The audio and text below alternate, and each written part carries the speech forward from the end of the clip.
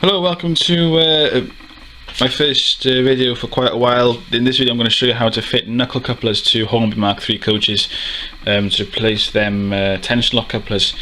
And this is basically what I've done earlier on a Hornby Mk3 Mk3. That's basically a Bachmann Easy Mate coupler.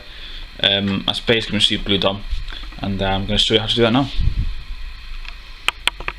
Right, so the first job to do on the Mark III is just to pop off the bogey, and then once you've done that, take out the tension lock coupler. This is the replacement coupler that I bought to try and get the coupling better, but I'm not grown tired of these, so now I'm going to use some knuckle couplers. Right, so the next job is to modify the old tension lock coupler. What you need to do is take the hook off and then cut down there and there, so it basically just leaves you with a stub that's going to stick out of the coupling pocket.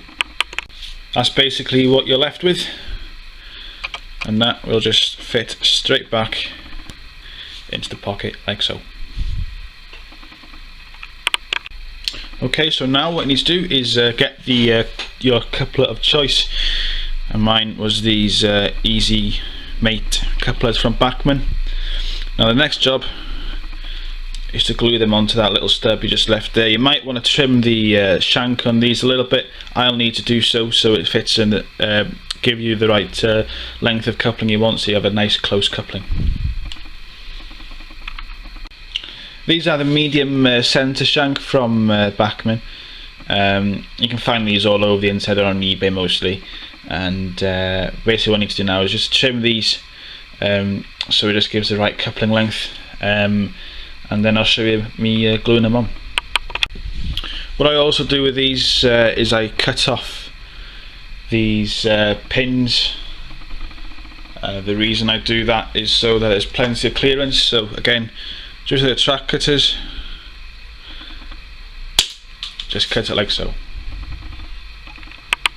So the next thing now is to glue these couplers. Mine will sit just there. So use super glue. Super glue is enough, and it should hold a fair decent rake. There's the coupler glued on to the little stub that we left in the pocket. Right, so once you've done that on both bogies on the coach, all that's left to do now is to reassemble a coach, and that's as simple as putting the bogies back on like so. Right, one thing that's quite important you should do on one of the bogies, the bogie that connects with the locomotive, is that the coupler, if you set it forward just a little bit as I've done here, and just so that it prevents the buffer lock on the curves. What I've also done is that I've painted a little bit of red paint on it, just so I know which coupler it is, so I know which way around the set is running, so I can put the locomotive on the right set and I don't get any unexpected derailments.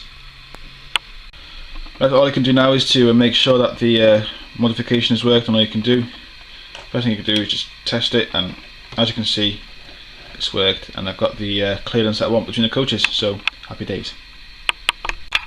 Right, so that's one coach of 3 done. As you can see, I've fitted the new coupler into this one. I'm now going to do the other 3, other 2, and then I'm going to show you how to do the modification on the locomotive and the DVT. Right, now that I've tested all 3 coaches and they're all complete, it's time to perform the modification on the Class 67 and the DVT that I'll be working with these coaches.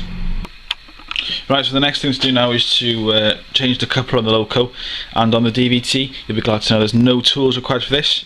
The couplings I used is these Kadee number 19 couplers. Why have I chosen number 19? Well, I had number 19 Kadee coupler NEM1 left over. Well, we came free with the Class 66 I had, and that was the right size on the test run I did, so I'm going to go with the same ones again. If it's not broke, don't fix it, as they say. Right, when you're opening your Kadee pack, make sure you don't lose anything. There is a piece of paper, and there are 4 Kadee couplers, and in this transparent capsule there are spare springs for couplers as well. Don't lose that, you might want them in the future. There's 4 couplers there, I only need 2, so it's got a few spares for future projects. Before fitting as well, I also take the uncoupling pins off these. That's just so it doesn't foul any point work on the layout. So that's all the couplings changed, and that's all that needs to be done.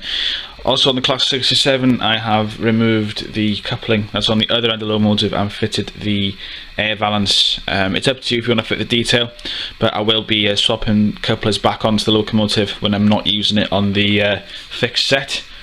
It also allows me to use any other 67 I wanted, or any other locomotive I want as well. So that's what I've done, and all that's left now really is to test it. As you can see, here's the set working well. So we're just going to set of points.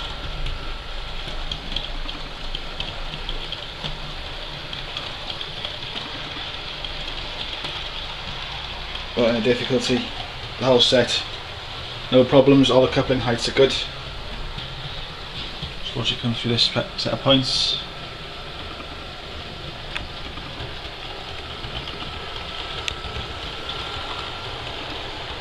And again, not a single problem, it's all smooth.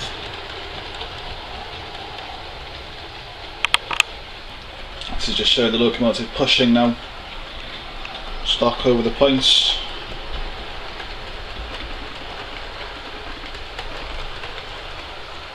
As you can see, there's no problem. So there you have it, that's how to fit knuckle couplers to Hornby Mk3s. I hope this video has been useful for you, and I hope it's been informative.